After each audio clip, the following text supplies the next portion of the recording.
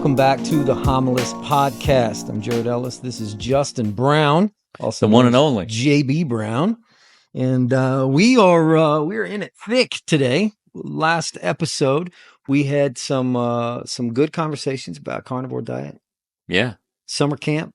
Yeah, what we've been up to all summer. Yep, personal growth stuff. And we got to spend the morning together today talking about some stuff and what we're going to talk about on this episode. And because we ended the last episode throwing out an opportunity for some questions. Yeah. And we've got a crap load of questions. Yeah, like we ain't gonna get through all that. We're not getting. There's no way. No, there's no way. But thank you for sending them. Those are great. Thank you for sending them. Those are great. And it's interesting. Like you start asking people, especially young men. You start asking young men that question. What do you wish you knew for the next 5 to 10 years? If you could get a cheat sheet for the next 5 to 10 years of your life, what are some things you feel like maybe some of those answers or some of those questions fell through the cracks? You start asking that question. Mm-hmm. Do people show up with pages of questions? Yeah.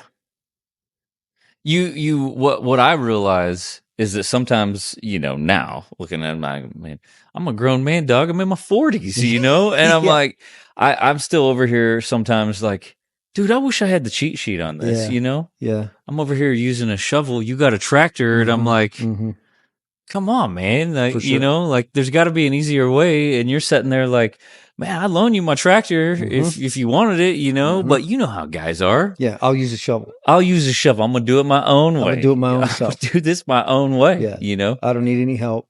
No. I don't need any help. I just got done reading this book. It's super interesting. It's called Spirit of the Rainforest. It's a wild book. I finished Is that in the Avatars? No. I finished this book in 2 days. Oh, wow. I mean, plowed through this book. Yeah. It's a wild story, but basically I'll give you just this little bit. It'll lead into what we're talking about. It's a story about tribes in the rainforest and how missionaries went and they were having conversations with these guys. And there's this little part in the book where it talks about how these guys are vicious killers. They war against other tribes all the time. But there was this interesting thing that happened. And it happens, and this is what it told me. It told me that this feeling is universal. These men had brutally killed and raped, all kinds of people.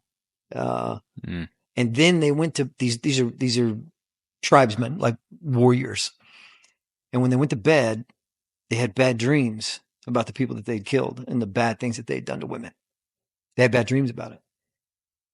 Now, what's interesting is not even being exposed to the gospel message. The conscience was saying the way they were living was wrong.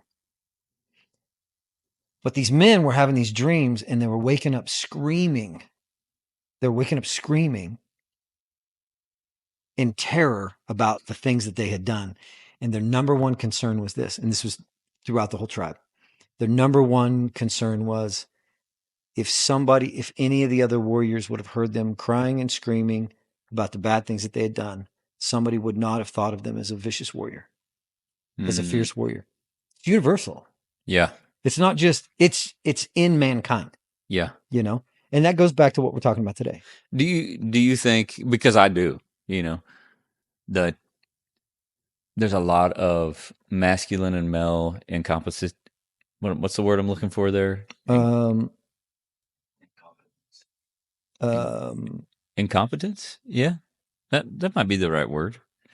Or maybe not. But when it comes, like, we're trying to figure things out. We're trying to lead ministries. Oh, sure. That God's put us in the middle of. We're leading families. Or insecurities. Insecurities? Yeah. Okay. And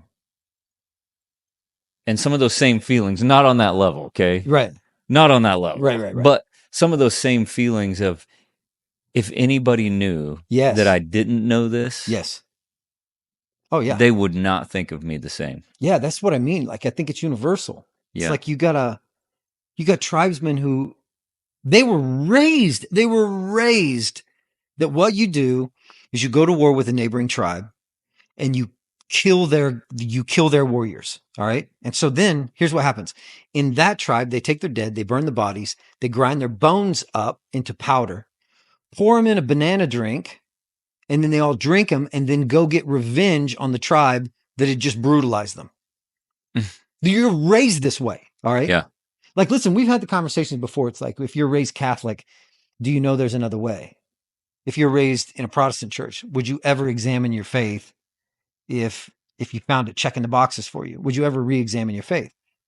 You know, if you're raised in Islam, I imagine there's some people who like you're just raised in it, and then God has got to do the work of stepping in and convicting you of something there, or else, I mean, for no matter what it is, to bring you back to the Father. You know, and if you're raised that way, and that's what it convinced me of, is that those what you're talking about, those masculine insecurities. What about just think back to That they're universal biblical leaders? Okay. Good. I mean, we see it all over in the text, where they're leading God's people. They're trying, and they're like, and I have no idea what I'm doing right now. Yeah. To a point where, because usually we go to it later. I mean, that's just how we function, God, Father, what do you want? I don't understand. You think of Moses or Joshua? Yeah. The one that comes to mind for me is Solomon. So Solomon is made the king, and then there's this conversation to where God's like, basically, ask me for whatever it is that you want, and I'll give it to you. And the story that most everybody knows is that Solomon asks for wisdom, because what he says is, I'm a child. Like, I'm a child. I don't know what I'm doing. Like, I need wisdom, And I think that's exactly where people find themselves now. And I'm super encouraged. I'm super encouraged by the amount of young men who are asking these kind of questions, and they're being as transparent as they are. Yeah. About it. Which is really cool about young guys right now. Yeah, absolutely. That maybe there could be a little bit of a shift where some of them are realizing it's okay. It's okay to ask. Yeah. If I knew that somebody was going to hear it, and it's okay. Yeah. Which is why I'll put the link up somewhere. When I developed some of those T-shirts, there's one that's called the Double Daggers. Yeah. And right there they are. Right there. There they are. Right there they are. The Double Dagger shirt, and on the front of it, it says, "For all that a man can do, he cannot sharpen himself." It's a line. It's a great shirt. Yeah, it's a great shirt, and the big, massive, gnarly daggers on the back of it. Yeah. We'll drop the link in the thing. But that's the reason why, because I mean, like we said before, like, this relationship is important from the standpoint of you will question me on stuff, and I will question you on stuff, and we'll push back and forth. So the opportunity to not let it be something that we got later in life. Well, because a guy can get to thinking some stuff and feel pretty confident in it. Sure. And he needs another guy. Oh yeah. To pull up beside him and be like, "Hey, bro, we might want to talk through this." Yeah. We might want to help. Well, if you've experienced what, I get it. Yeah. But yeah, let's just talk through it, Dude, I had a great conversation with a buddy of mine not long ago.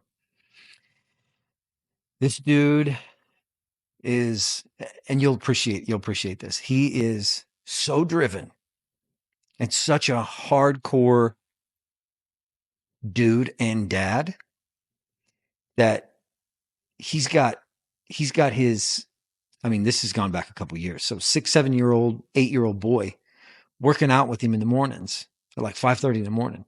And listen, I watched him for a long time, and I thought, I don't know that this is any, he could be pretty gruff. He could be pretty gruff with him. And man, for a long time, I told him, I don't think this is right. I think you need to back off. Like, my phrase is always, you're going to get the genie out of the bottle, and you're not going to be able to put it back in. You're going to rough that kid up. You're going to take all the good out of him. He's going to be angry and resentful. And this is the way I talk to him. And I'm like, listen, I just think you need to double check that. Like, I think you got to, and he and I have a relationship like this to where we can share back and forth. And he'll punk me and I'll punk him, and we'll have, he'll ask me about something. I'll ask him about something. He'll question me. I'll question him. And so for a long time I did. And then his kid moved up another couple grades in elementary school. And he sat down with him. And this is so, so beautiful. And this was such a good thing for me. He sat down with him and he said, I want to talk to you about something. You're about to move into upper grade school, and kids are going to start talking kind of funny about some stuff. I don't want to tell you about it. I want to tell you everything about it. Now, I can't tell you everything just yet, but I want to talk to you specifically about sex. I want to talk to you about your body. And then he talked to him like this. What's about to start happening to you is incredible. It's the thing that will make you so powerful. Your body's going to change. And let me tell you something. It's awesome. And it feels awesome. Because there'll be things that'll happen to your body that's going to be incredible. And then he even got a little descriptive. And he starts laying out in front of him what it is to be a man. Yeah. And he has this super inspiring conversation with him. I mean, he tells him, he's just like, listen, like your neck's going to start swelling up, you know, and they're hunters. Your neck's going to start swelling up like a buck does in rut. And his little boy just kind of gets kind of like, what? He goes, you're going to start forming some muscle. And he said, there's going to be some things that start going on downstairs that they're going to make you feel pretty powerful. Yeah. And I want you to know when these things start happening and when your friends start talking crazy about stuff, I want you to know that you know the truth. Not all these wild things that other people are saying. This is not something we joke and laugh about. This is something that's serious. And it takes a man to bear this burden.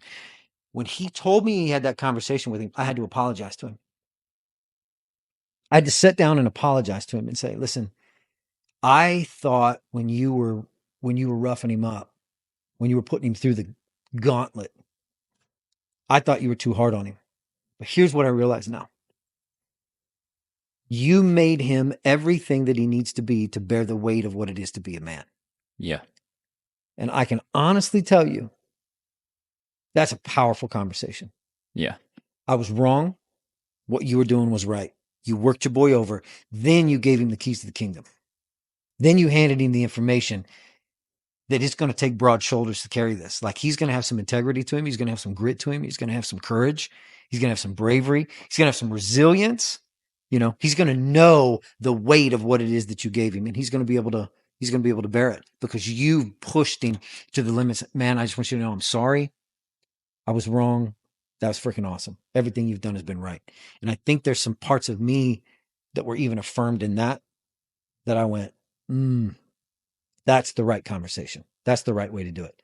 But it was powerful, you know. Mm-hmm. But those conversations don't happen if you're not going to be willing to open up. If you're not going to be willing enough to open up. And it's like what we've said back and forth forever. You cut yourself and bleed in front of somebody else. I shared that with some guys here a while back, and they're like, they didn't know about it, man. Yeah. They're like, that's weird. Yeah. I'm like, is it? No, it's not weird. It's when you cut yourself and bleed in front of somebody, what you say is, I'm not Superman. I'm a human like you. Mm-hmm. And then what that does is it disarms them to be able to look at you and go, hey, can I talk to you about something? Yeah. You know? I mean, there's a lot of times. And what that looks like for anybody that might not know, you know, they might be thinking, what does that even look like? Yeah. Hey man, how you doing? Yeah, I'm doing good. Hey, let me tell you about this deal my wife and I got there into you this go. week. Chum in the water. Okay, right there was some that we started to bleed just a little bit. We started to be real, That's you right. know. We started not to be like, I'm so unapproachable because everything in my life is perfect. Mm-hmm. Because it's not, Right. and nobody's is. Yeah, no. And if you're married, there's always a deal. If you're raising kids, there's always a deal. If you have a job, there's always a deal. Yeah. There just is. Yeah. It doesn't matter what you're doing, there's always going to be situations that arise. And just like this guy that you're talking about, like how much, like you haven't raised boys in your home yet, but how much better would it have been to have had information like that and seen somebody else? Because I'm guessing that he got bits and pieces of that from other people. Sure. That's how he wove that together. Yeah. Intentionally, you know. But if he would have had it when, you know, Or if other people would have had that information, Yeah. they could put that into practice, Yeah, for and be sure. thinking through that. And it's the same thing with like building a rite of passage for Yeah. your kids. Yep. These are important things to work on. But if you haven't heard anybody talk about it, you haven't asked anybody, they're 25 years old, and you're like, oh, I never did that. Yeah. Well, There's times, and I think it gets irritating, maybe for my wife, sometimes maybe for Luke, the guy I work with, Tyler, to where I'll throw chum in the water. I meet somebody new, and I'll throw some chum in the water and cut myself and bleed a little bit. Talk a little bit about, which I think in a future episode we're going to talk about origin stories, where we come from. Yeah.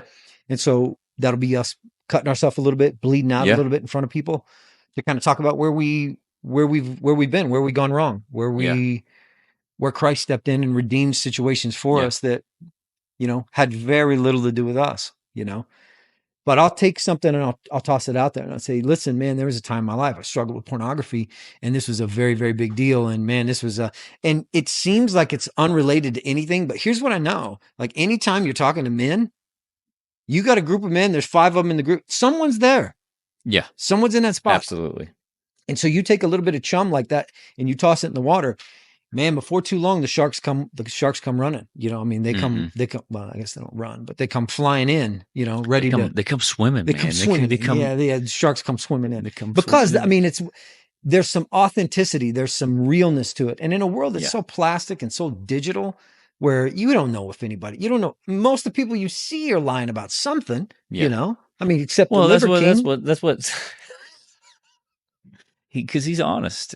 But social media is obviously garbage. Yeah, it's garbage. Yeah, you're not getting anything real. So what we have is a whole lot of questions. So let me ask a couple of these questions. Well, before we get started, okay, who's this podcast being sponsored by?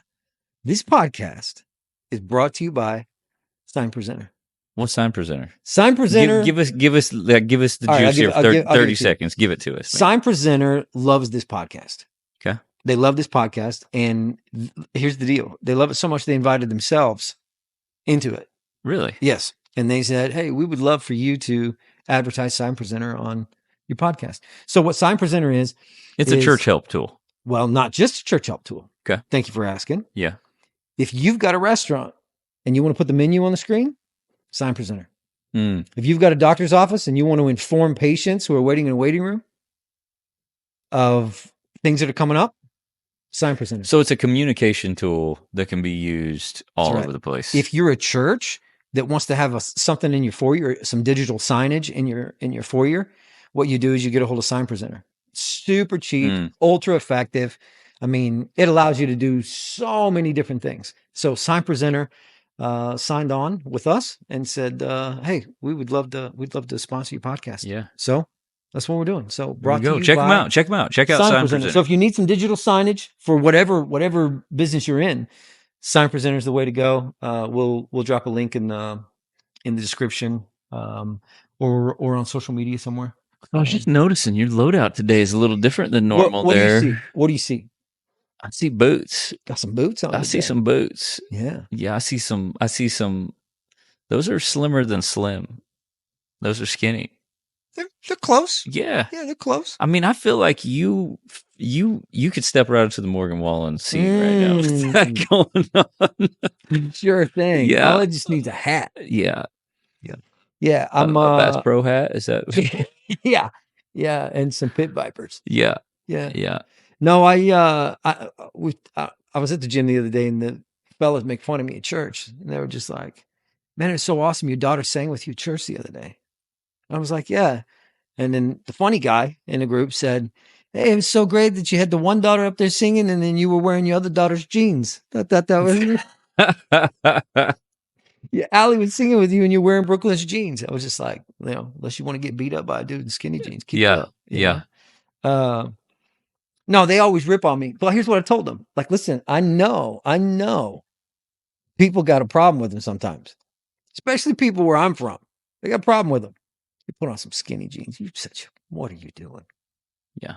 And I told them, I said, like, listen, this is the most comfortable pants. Just listen, I got some sensory issues. Some of the most comfortable pants in the world. So Yeah. yeah, you'll always catch me in some. You always catch me in some. You probably won't catch me in any wide legs. Yeah. No Jinkos for you. No, I can't. Just can't hardly do it, man. I just can't hardly do it. Remember when everybody used to do the boot cut, but like the ultra boot cut, but then they buy them like, Yeah. they needed 32s, but they were wearing 36s, and they done walked off 4 inches, Yeah. and that's how everybody wanted them. Yeah, everybody wanted that one. Yeah. You typically have some sneakers on there. Yeah, what's going on there, anyways? Yeah, I don't know. I don't know what that's about. What about the shirt? That's a good looking shirt. Tell me about it. That's a good looking shirt. Tell me about the shirt. Makeup and Wardrobe gave this to me right before we jumped on. You have to wear it. They didn't say I had to wear it. I mean, if they wanted to sponsor the podcast, we might make room for it. It's tough. It's tough. It's one of those Howler shirts, man. And those Howler shirts. Yeah, those Howler shirts. It looks tough on you. I received this. I received this from you as an early birthday present. I appreciate it. Just remember that when your birthday comes around. Exactly right. It's a good looking shirt. Yeah, it's a good looking shirt. Yeah, it's a good looking shirt. Thank you very much. Looks good with the What are these tennis shoes you got on? These are just some Adidas Ultra Boost and some trail runners. They ain't seen the trail yet though. I'm gonna beat them down for just a little bit, and then they're going to end up out there in the woods here one of these days. Mm-hmm. But so you got some trails back here that you run? Oh yeah, about 4 miles worth. Yeah, it's great. And listen, this would be a good opportunity to talk about the cabin. Oh yeah. I mean, this spot's great. This spot's great for great for this, great for a podcast. Yeah. What's it do other than that? What's it typically used for? I mean, it gets rented out a little night to night. We call it BERRYHILL Cabin. Mm-hmm. This is a website there, berryhill.com, and you just check availability. It's pretty unique piece of property, man. It sits right in the middle of 800 acres. Lots of trails, lots of exploring, lots of critters out here. You're gonna see more lizards here. That's true.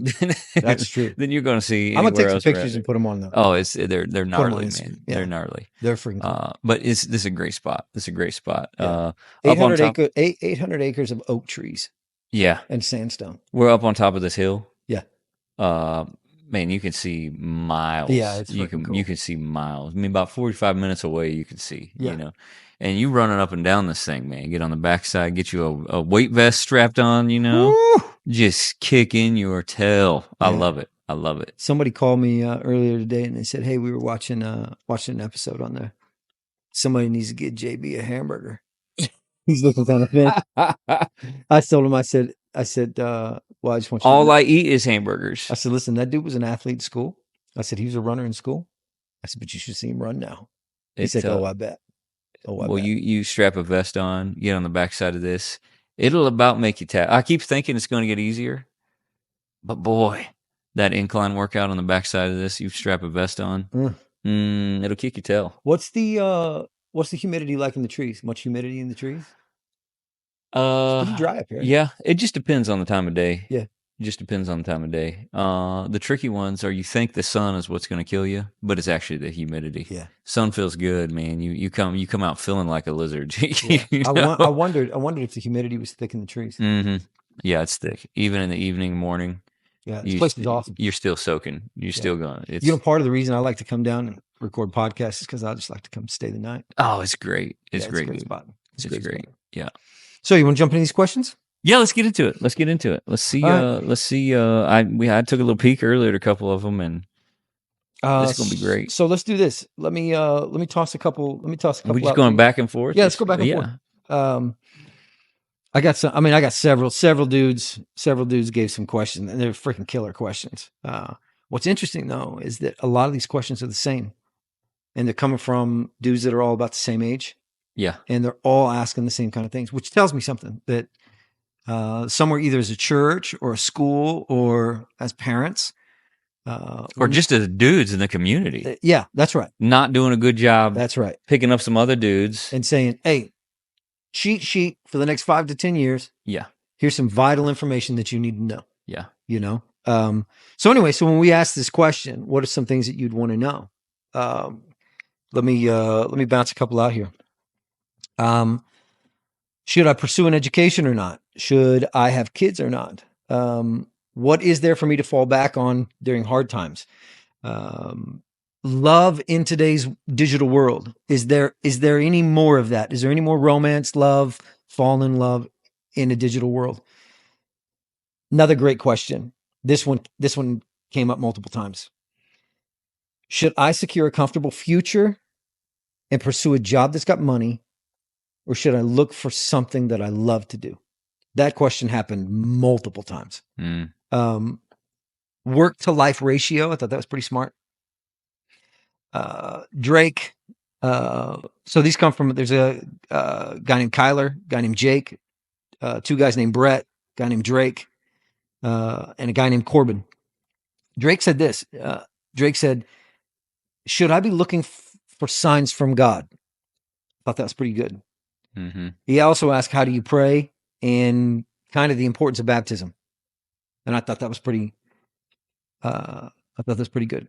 Corbin says, how do I make good decisions, or how do I make decisions in general? Big life decisions that are coming up. And almost every one of these guys wanted some amount of some lessons about marriage. What are some things that you can do in your marriage to secure your marriage? They've seen the brokenness, they've seen the divorce, they've seen their friends go through it, they've seen their parents go through it, and they just want to know, how do you do this? Probably my favorite question, though, is this one from Corbin, which, by the way, this is from a kid named Corbin, who is currently in Colorado on a church trip with our church. Yeah. And before he left, and he messaged me, and it was along with this. No, he sent me a text message, and he said, hey, I've been wanting to get baptized. Can we get together and talk about it sometime? The following week, I believe it was the following week, he went to Colorado with a group, which is this week. And I saw on Monday or Tuesday, he got baptized in Chalk Creek. Wow. So that's cool. It was pretty cool. So, but his question, the big question that he asked that I thought was really, really good, was how to deal with failure. How do you deal with failure in your life? And so when I pressed a little bit, what kind of failure you're talking about? He's like, not small failure. Like when you've screwed something up, what's the process? Mm-hmm. So I think with a question like that, something that weighty on the table, let's start with that one. What's your how we deal with failure? How do you deal with failure? How do you deal with the failure? Man, you got to be honest with yourself first and foremost. You got to be honest with yourself and call it what it is. Stop blaming other people. Can't blame other people. If it's failure, and if it's your failure, it's your failure. Don't, well, it's because, no. Everybody's got an excuse. Everybody's got a reason. Own it. I'm going to assume that we're talking to Christian men here. Yeah, I mean, if we're not, then there's also another lesson here. Yeah.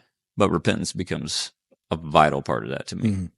You have to take that. If we're talking big failures, you got to take that to God. You got to repent of that. And part of that process is the process of being vulnerable. Mm-hmm. And it's usually, if it has to do with somebody else, God has almost always led me into bringing them into part of that repentance. Yeah, that's right. And I mean, I just can't hardly think of a time that it didn't involve somebody else, that he didn't convict me as part of that to apologize, make that right, at least acknowledge it, Now, what they do with it is their thing, sure. But so that repentance, and I mean, you gotta see, is this a failure because of some sort of trait of mine or some sort of pattern? That's a good point. That needs to be addressed. If it is, and you're serious about changing it, you're serious in your repentance, then you need to find the helps. You need to put yourself in the programs. You need to bleed, show it to some other guys. But don't just show it to anybody. Show it to guys that are going to be equipped to help you. Yeah. Hold you accountable, help you walk through it, and help you.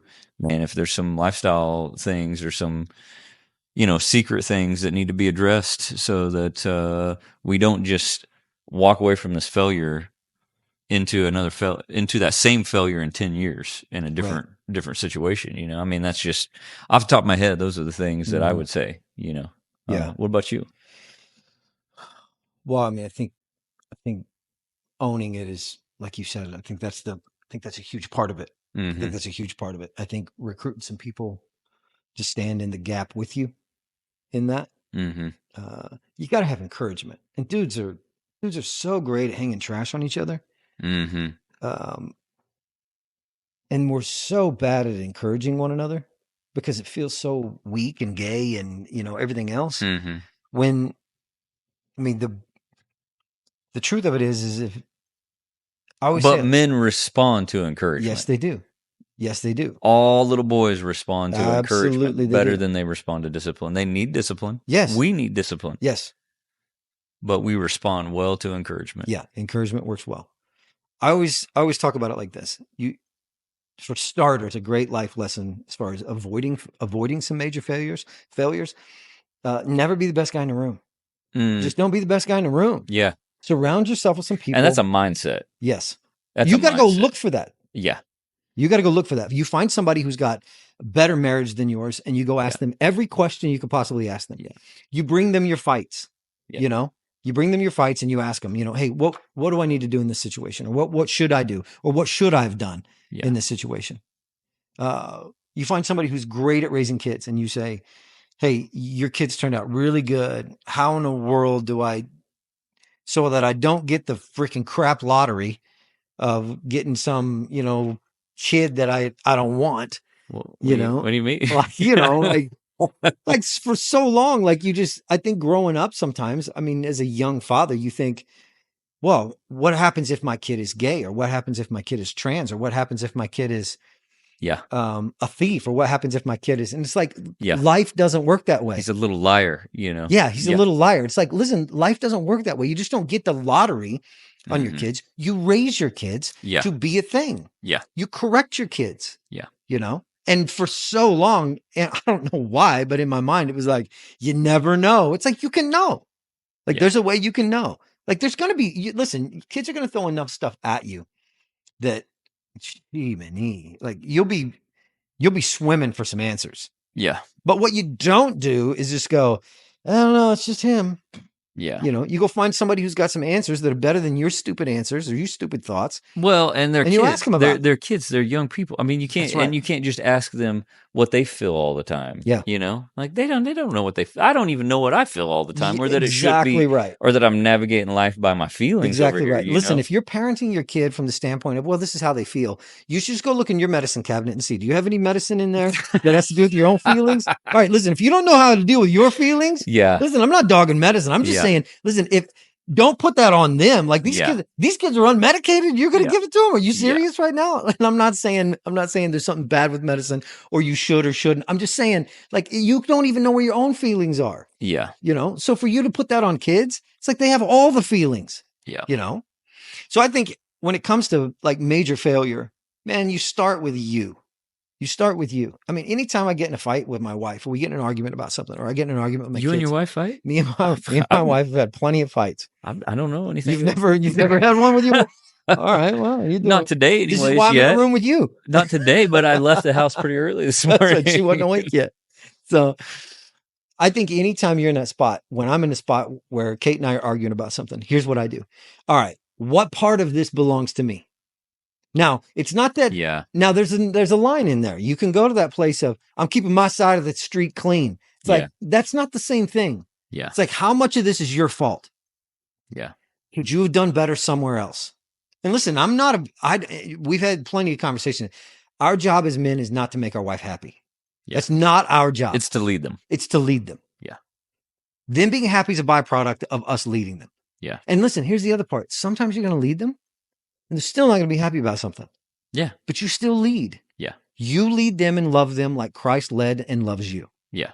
You know? And so and mixed into that leading is serving too. Absolutely. For the right reason. I mean, it's not leading with a megaphone. Yeah, you know? That's right. For the right reason. Not to manipulate. Yeah. Not to strong arm. Yeah. Not as a barter. Yeah. You know? So because you're responsible for it. That's why you. That's exactly right. That's exactly right. Yeah. You want that weight is on your shoulders. Mm-hmm. If there's something, this is a phrase we go. I don't know if a lot of guys that fully grasp that though. Listen, if there's something in your house that you don't like, as the man of the house, it's your fault. It's your fault. Yeah. It's your fault. Like, you fix it. It's your job to fix it. It's like, well, this is going, nope, you fix it. Well, my mother-in-law, you fix it. It's your house. You fix it. Yeah. Well, my father, nope. My mom and dad, nope, doesn't make any difference. You fix it. Mm-hmm. You fix it. It's on you. So I think when it comes to Yeah, don't wait for somebody else to turn the TV off. yeah, that's right. Yeah. That's your TV. Yeah, you take Are control. you a grown man, dog? Is this your house? Yes, take control of your situation. Turn it off. And you can do it lovingly. Yeah. You can do it. And listen, here's the deal about leadership. Do it out of conviction. You know, do it out of repentance. And here's the thing about leadership. It's not always fun and not everybody's always happy. Every once in a while growing up, when my kids were growing up, like I would step in and I would say, hey, listen, nothing but Christian music for the next 30 days. You should hear the moans. I mean, they were just like, it's like I said, now go make bricks with no straw. You know, that's what it was like. It was like, I just told them like, all right, now listen. It was like, oh, the whip's on my back. Oh, they're just crying. They're like, this is slavery. This is oppression. This is. You don't understand the new album that Morgan Wallen just released. You understand? I love Post Malone. I'm just like, listen, I don't care what you love. We're going 30 days Christian music. And I'll tell you why we need that. Because everybody's attitude in here just needs adjusted a little bit. We need to knock the edge off. So what we're going to do is we're going to pull some anxiety out of this. Now, listen, I'll be honest with you. There's a lot of Christian music that's really rough on me. It's hard to listen to.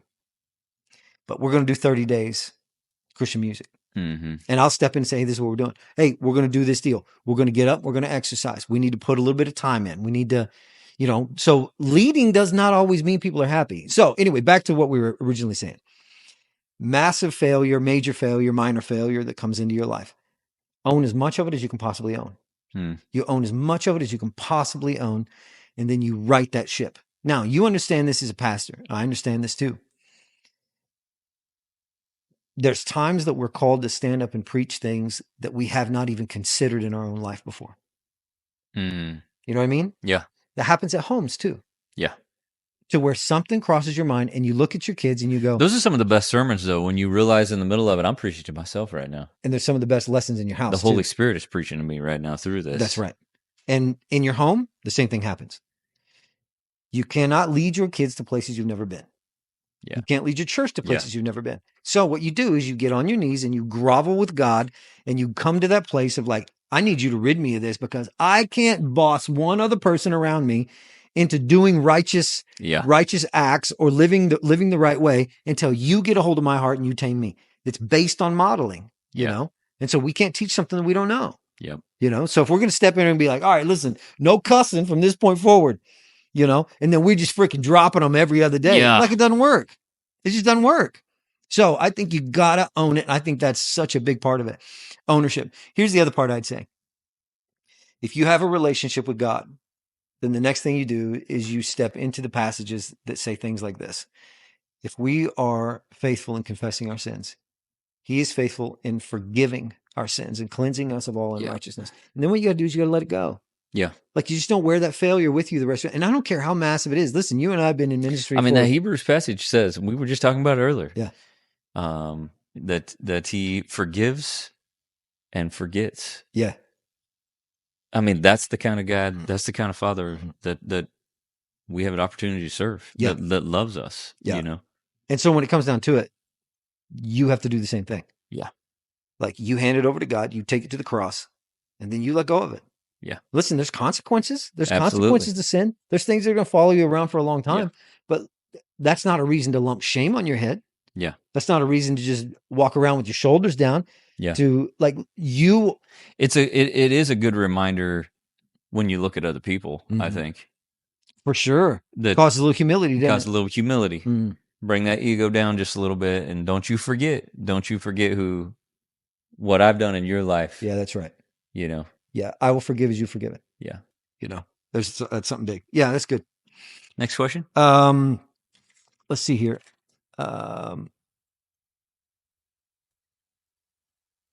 Yeah, I like this one here. What we got next? This one's from Jake.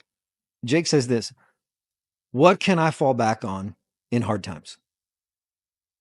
What's out there in the world that I can fall back on in hard times? I know Jake, and I know where he's coming from, and I know what he's trying to do right now is build a relationship with God. Mm-hmm. And he and I've talked about this.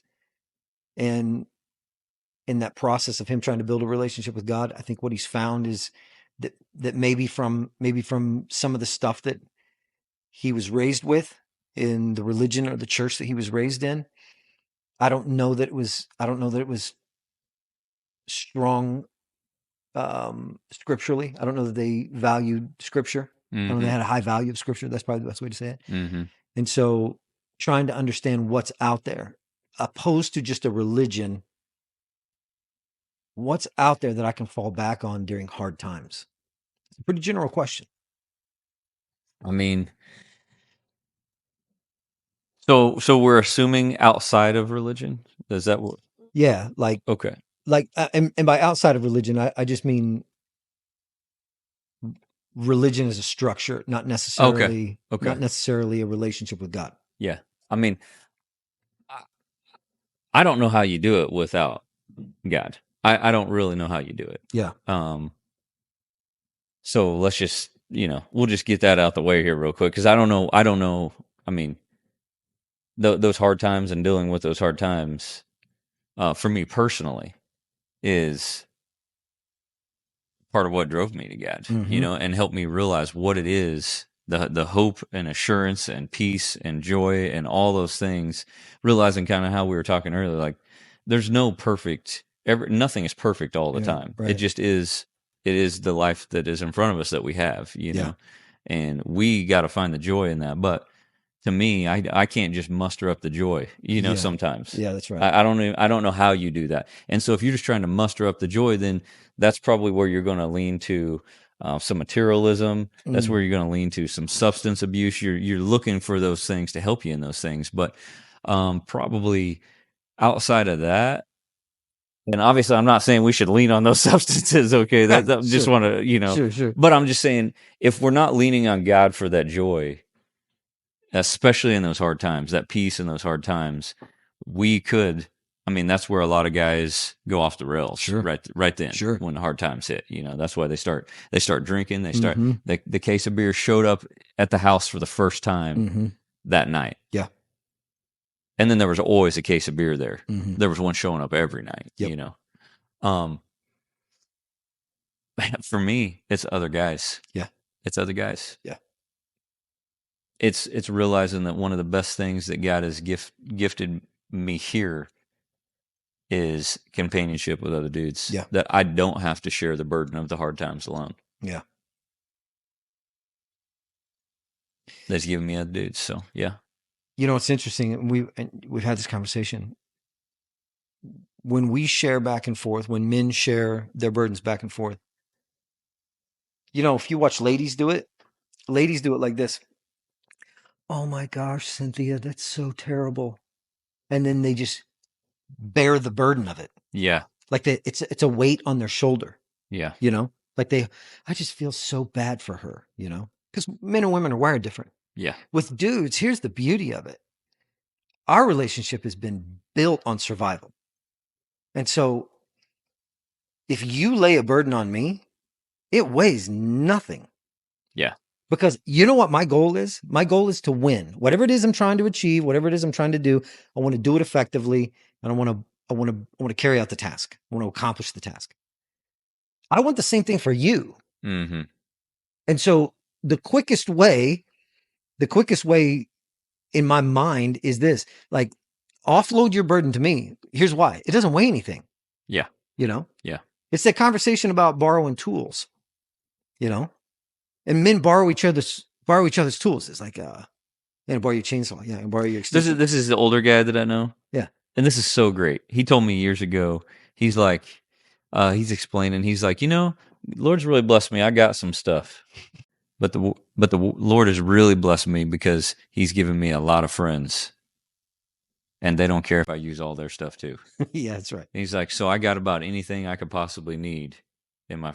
I mean, a backhoe. I got a backhoe. Yep. I need Exactly a right. weird wrench. I got that weird wrench. Yeah, it's exactly I need right. somebody that knows something about this piece on a truck transmission. I know somebody that knows that. Yeah. And I was like, wow, that's good. Yeah. That's good. Yeah. It's not a burden. No. And listen, and check this out. Let's dive a little bit deeper into it.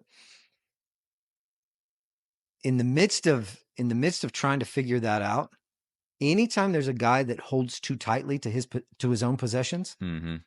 what do we typically do with a guy like that? I mean, he usually gets isolated a little bit. He gets isolated. We Yeah. ostracize him. Why? Because we look at that guy and we go, "You're not here for the benefit of the tribe. Yeah. You're not here for the benefit of anybody else but yourself." Mm-hmm. That guy gets a really bad name. And Good dudes. it really stinks for him because it's going to produce loneliness later. Yep. That's right. Because what he's done is he's leaned on something other than what he needs to lean on. He hasn't gone to God and he hasn't gone and found, there's a pattern in our conversation. We keep talking about, other men and God. And it's like the horizontal relationship that men have is indicative of our vertical relationship. Anytime you find a guy who doesn't have any horizontal relationships and he says, I've got a really great relationship with God, dude is full of crap. He's a liar and he's full of crap. Yeah. Like you cannot do that's Yeah. not how it's made. Yeah. It's not how it's made.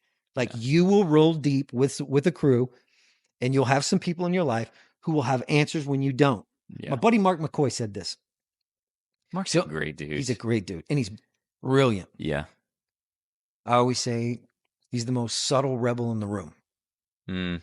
Mark McCoy's the most subtle rebel in the room. You wouldn't know it, but he's a very, very subtle rebel. Yeah. He always says this. Isn't it interesting how all the other parts of yourself seem to be hidden in other people, forcing you to have to go out there and talk to them to find the rest of yourself? That's why I like Mark right there. That's good, isn't it? Yeah. I think that that's the same thing that happens. If I borrow something from you or you borrow something from me, and when that happens, it weighs nothing. I gave you nothing. I can give you something and it means I gave you nothing.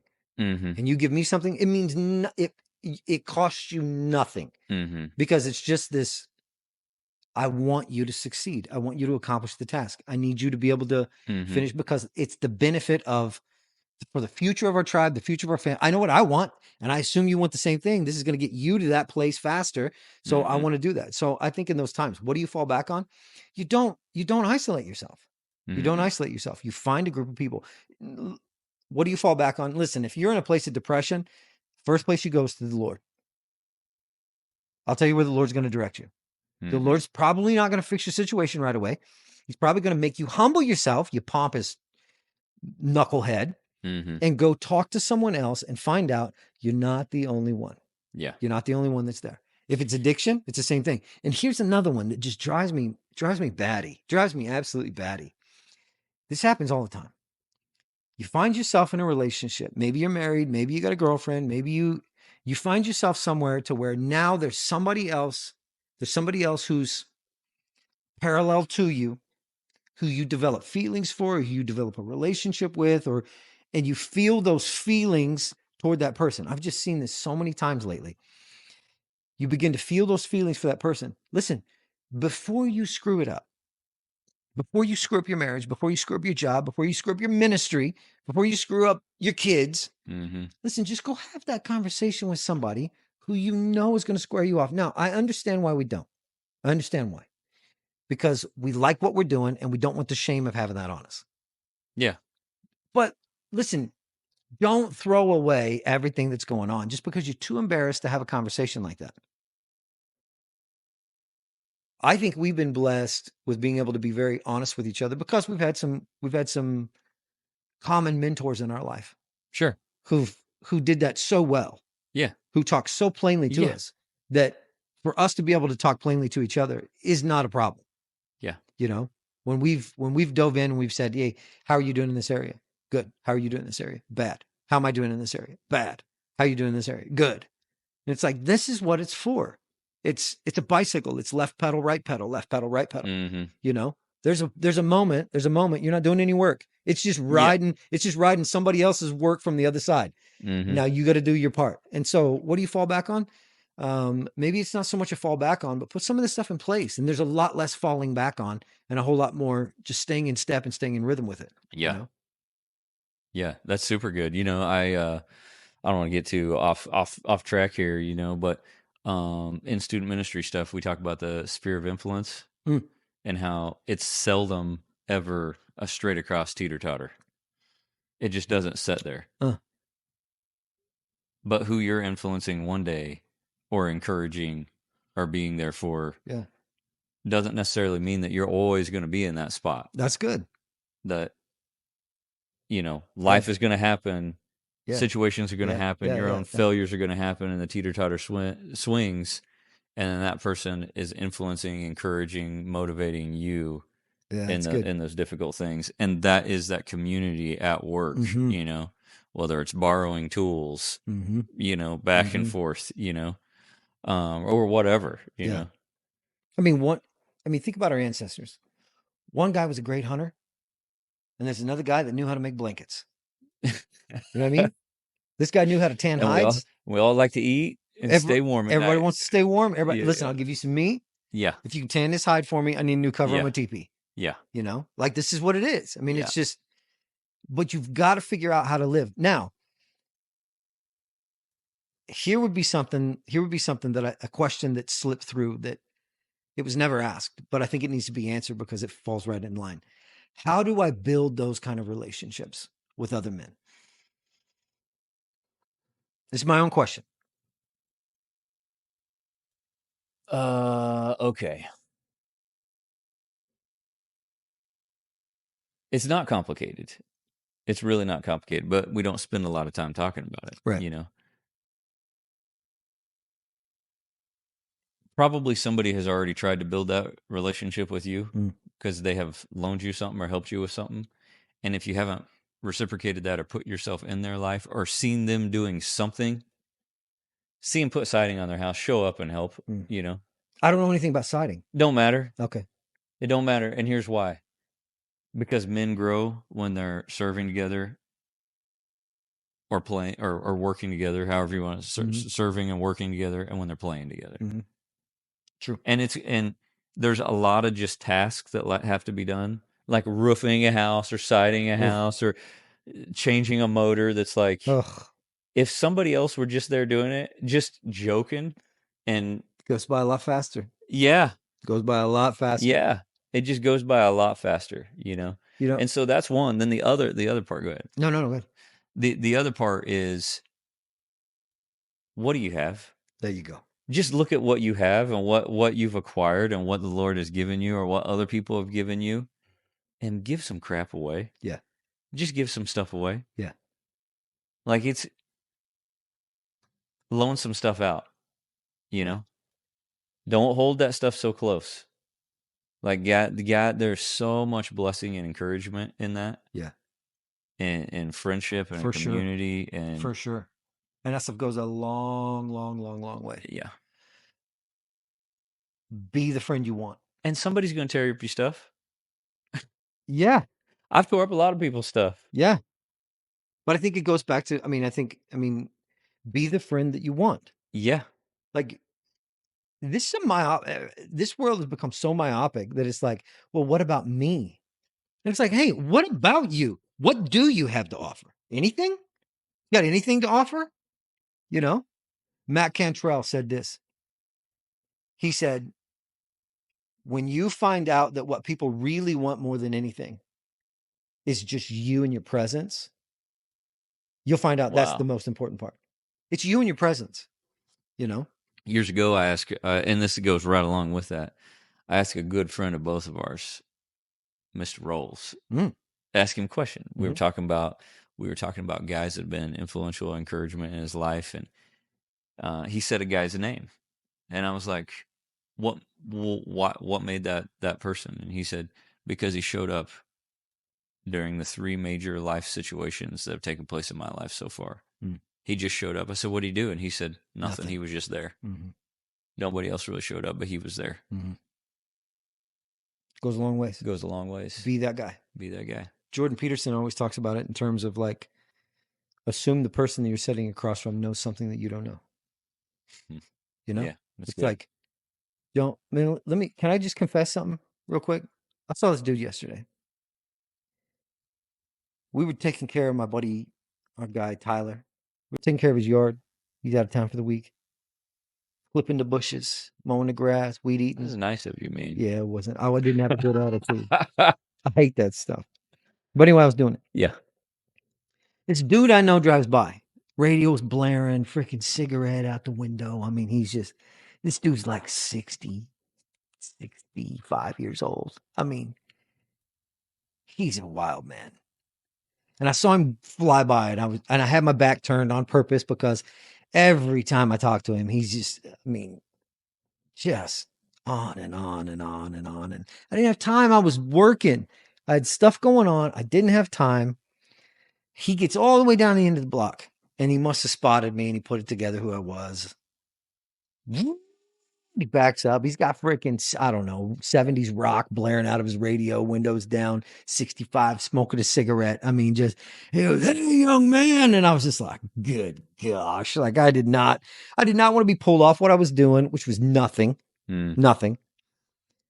And I come walking over, and I was But it's like, going to burden you to push pause on the AirPod Pros and turn the mower off. I'm horrible. I'm horrible. I'm horrible. And I'm just like, oh, and I was like, son of a gun. Son of a gun. My daughter's standing there. And she goes, what? And I was like, this freaking guy, he's going to talk me up. And I'm going to be here. Yeah. And he said, "Hey, young man." I walked out, put on my freaking nice face, changed my attitude. Like, "Hey, how you doing?" He said, "Good." And he tells me about his wife and how she had surgery. And this is going on. The whole time he's just freaking blowing cigarette smoke. He's like, just going on.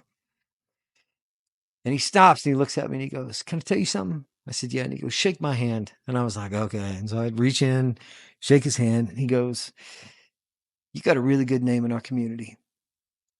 He said, "I really appreciate that." Huh. He said, "And you know what? You haven't even been in this community as long as me, but you got a really good name in this community." Wow. And I was like, I'm a real POS. I'm a real POS. Like, I turned around and looked at my daughter and I was like, first I talked to the Lord. I was like, all right, sorry. Such a jerk. I'm sorry. I'm sorry. And I turned around and I looked at my daughter and I said, "That wasn't very cool of me." She's like, "What?" I was like, "The dude just pulled up to tell me some nice things about me. And I didn't want to have anything to do with the conversation at all." I said, I got to get myself right sometimes, you know? It's like one of those moments of, Mm-hmm. it's the humility part. You felt better about going back to that lawnmower, though, didn't you? Yeah, I felt a whole lot better. Yeah, I wasn't nearly as burdened as I was before. It was what you were saying a second ago, is the humility aspect of like, you're not always going to be that guy on the teeter-totter. Yeah. This guy showed up and did for me what I should probably do for more people. Yeah. You know? And that was not my thought. It was like, I already knew what this was going to be, and I was absolutely wrong. I was absolutely wrong. So anyway, thank you for letting me confess that. Yeah. It was a shameful moment. It was just like, I was just like, all right, Lord. And you know what? There's nothing wrong with if you're a guy and you're like, "Hey, I am busy right now, and I see that my friend or whatever, they need some help, but I'm super busy." Yeah. Okay. You got any money? Pay somebody else to go help them. You know, Exactly and right. I'm not You're saying exactly right. I mean, and listen, you know what else I had going on? you got a plumbing issue? I don't know anything about plumbing, but you know what? I know a guy. I know a guy. Hey, I'll help you. I'm gonna call in a favor. Yeah. Call in that personal favor. That's for exactly your right. friend. That's exactly right. Foot the bill a little bit and help get it taken care of. Yeah. You know? I can imagine from the Lord's perspective. Hey, I'm setting Jared up. I want to give him a great compliment. I want to encourage him. I want to let him know. I know he's feeling some stuff these days. I just want to let him know, hey, the work we're doing is good work. And I'm over here begrudgingly having to listen to the compliment. Like, "Hey, can I tell you something?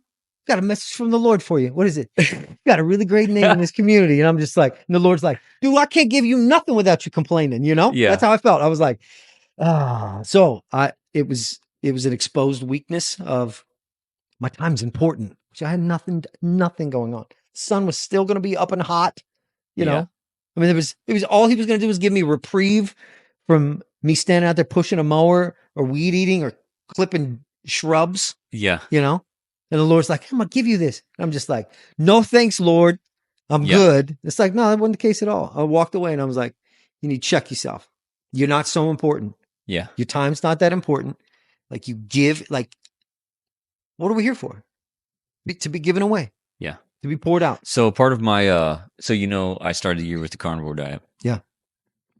Had nothing to do with really diet. It had everything to do with self-discipline. Part Yeah. of something that was, kind of mapped out as I was calling Brother's Keeper, Mm. which was 12 months of different difficult things Yeah. through the but 1 month was give away something significant of this much value. Mm. That was one of the things, That's one good. month. But for 12 months, it was every 3 weeks, at least in that period, see a guy in your community that's working on something and help him with it without being asked. And I'm like, why do I need to make this thing for myself to make sure that it happens? But you know what? We do. Yeah. We do. We need to be reminded of it. We need to go Yep. back to it. And Yep. it is as easy as I'm driving down the road. Looks like we're getting our white shoes dirty. Yeah, Today. looks like this is what we're doing right now, Yeah. Um it's been good so far. Yeah, that's awesome. It's been good so far. That's awesome. About one more. Yeah, let's do it. Okay. Let's do it. This one was pretty universal across the board. There was some version of this question brought by everybody who submitted something. Should I pursue a comfortable living, meaning find a job that makes a lot of money and work hard now? Or should I pursue something that I love?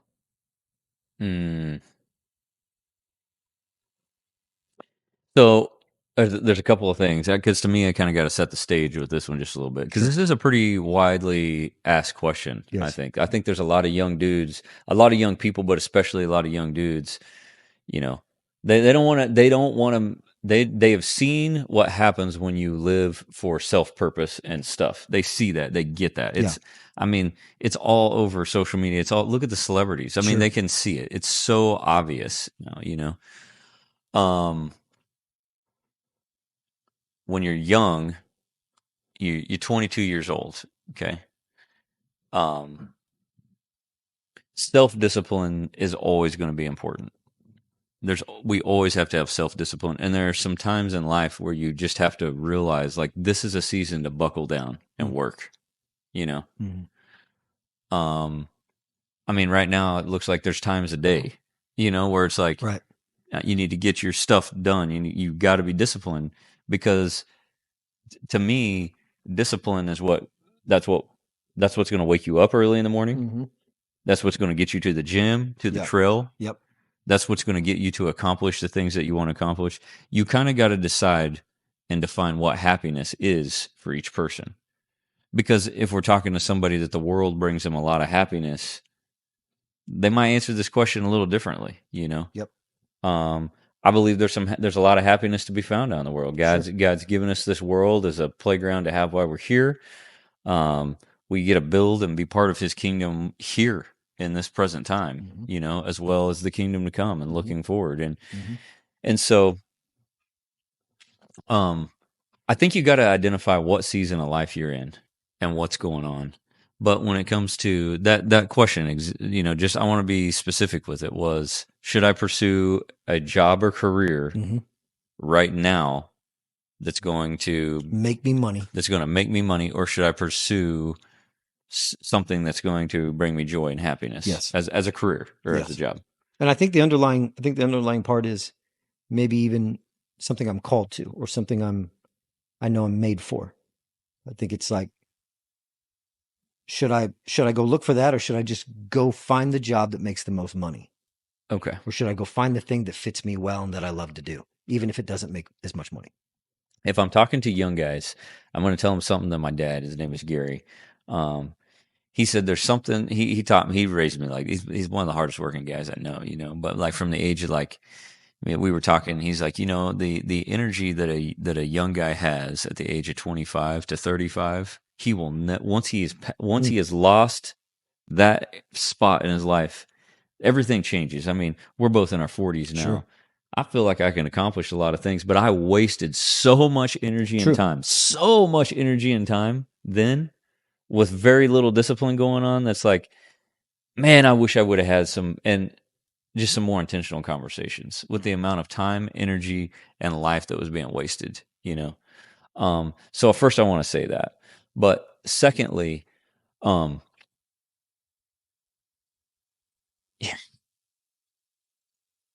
if we're going to chase something that promises money, and that's what we're chasing. We're chasing something that promises money. We're we're probably chasing something that we're going to sacrifice from some freedom at. Mm. Not just freedom. Not just freedom. Yeah. Something goes on the altar. Oh, absolutely. And that freedom and over time, that's why I have my friends that are now they're married with multiple kids. They jumped into that big mortgage. They jumped into those big payments all for the sake of family and man having what they want, and they realized my time is dominated. Mm. Dominated over here. I'm not really a free man. Yep. It is That's true. dominated by working. And there are those stories. I mean, there's always those stories. So it's hard to just throw blanket stuff at this because there's that guy that hustles that kind of he kind of makes it in some ways, Mm-hmm. and at a young age he is able to find some balance and Mm-hmm. find some stuff. That doesn't always happen though. No. And it's not always the guy that works hard, because sometimes it's the guy that just had a good idea. Yeah. You know what I mean? Mm-hmm. So it's there's so many things to define and balance in this, but man, I would just be very, very cautious of what I'm yoking myself to with the dominant amount of my time. Yeah. Because I, like you, believe that we were created with kingdom purpose, and that our true purpose is found in the Great Commission. That's where our true purpose is found, and that God has given us kingdom work. And man, when we're at a desk and in a cubicle, we're making a lot of money, but we start questioning, like, is this the meaning of life? Yeah. So I can go home and make a payment on the car I didn't even hardly get to drive today. That's the meaning of life, Yeah. Golly. I mean, take a picture of it. Take a picture of your family. Take a picture of your car. Take a picture of your house. The vacation that you went on 2 years ago. Yeah, take pictures of that, and then you can go show those off. Because you're probably not going to see them. You're probably not going to see them as often as you want. Yeah. Because if you slave you slave away trying to pay for that stuff. Now the other side of this is I don't think we need to be dodging hard work. Oh, I agree. Because you could there's a slope in this question. Yeah, I agree. The slope is this question is we're going to the lake every weekend, and it's like I'm gonna go backpack through Europe. I mean, go work. Yeah. Go to work. Yeah. Yeah, go to work. No, I don't think I think that's good. I think God has designed us. I know God has designed us to work hard and to play hard and to serve hard. Yes. And in the middle of all that, that's worship. Yeah. When it's done to Him, it's done to bring Him glory. Yeah, I think that what you said, where you're going to be sacrificing, the word sacrifice comes to mind. Like, there's only so much of you to go around. Yeah. And if you have a value system that says owning stuff is more important than building a family, building the kingdom, if your mindset is to gather more toys, do more things, and your son is 16 and you just bought him a new lifted Silverado, you just went ahead and had him put the wheels on it, right. But he's dumb. Yeah. And I don't mean, like, and he doesn't work. I mean, he doesn't know how to do anything because you weren't there to, but you got him the truck. There's no payment. That's cool. There's no payment in the future for your kids. You cannot buy them enough stuff that's going to substitute you not being present in their life. No. Same with your wife. Somebody's going to have, hopefully somebody steps in and fills some of those missing blocks back there. Yeah. Or they're never going to know how to change their brakes. Well, here's what that's true. Here's what I know about just on a marriage side, which there's a great marriage question maybe we can get to later. Yeah. If a husband does not give his wife the attention and the love that she craves, that God wants him to give her, she will settle for the money, but it will end bad. You can sacrifice your wife on the altar of your hard work, or you're pursuing money, or you're pursuing whatever, you can do all that. But listen, it's going to come with resentment. It's going to come with something. There's going to be consequences to all that. Now, if that's a thing that you think you've got worked out, okay, but you need to know something's always going on the altar. So I think the starting point is, number one, realizing you are made for something. Yeah. And so just generally prostituting yourself out as just the guy I'm just going to go make money, or I'm just going to go make this, or I'm just going to go do that. If that's what you think you are, you're a machine that pulls a lever or has an idea or writes a thing. And you could be coming home to a home at the end of the day that you can't even find your presence in it. Yeah, that's exactly right. Because your wife is filled it full of crap that you've been paying for at that job all day. It's not your house and anymore. It's like, yeah, you reside there, Captain. That's right. You reside there, King. Yeah, that's right. That's your place. Yes, that's your place. Yeah. So you gotta step into it. Yeah, it's a tough question. I mean, I'm of the opinion, you go find what it is that you're made for. Mm-hmm. Go find what it is you're made for. And I don't mean your job. I mean, when it comes to living for the Lord, like, dude, I'm more convinced than ever at this, that Christian dudes especially have wasted far too much time trying to develop and find their skill. That's like, this is my gift and how it can be used in the kingdom. And it's just like, okay, develop that, work on it, dig in scripture, see what it says, get with other guys, listen to what they say about you. Mm-hmm. But in the middle of all that, get busy doing something. Yeah. Get busy doing something. Because if you're not busy doing something, you're going to get in trouble. Yeah. My advice would be, you're going to get an addiction. You're going to get a habit, a spending habit. Yeah. You're going to get a hobby that you're not going to have the connection that you need with these people that you've created, and these people that you've tied yourself to. No. You know? I think you start with figure out what you're for, not your job. Figure out what you're for. Mm-hmm. So that when you go to the gym, that's what you're for. When you go to bed at night, that's what you're for. When you walk into your home, that's what you're for. When you meet with your friends, when you podcast, whatever it is you do, this is what you're for. This is what you do. How do you do what you do? Mm-hmm. Then worry about whatever career you think you want to go do. Mm-hmm. I mean, there's another question in this, though, that I don't know that we got a lot of time to speak to it. Because this is like, we're answering this question for the 22-year-old right now. Mm-hmm. What does this look like for the 40-year-old that's already there? What do they do? Next time. Because it's hard to back up. Yep. Hard to back up. Hard to gather all your parts and pieces. They're covered in dust. Some of them wandered off. Yeah, it's rough. Rough. Okay. Awesome. Those are good answers. Yeah, it's good stuff. Those are good questions. Great questions. So we'll hit it again.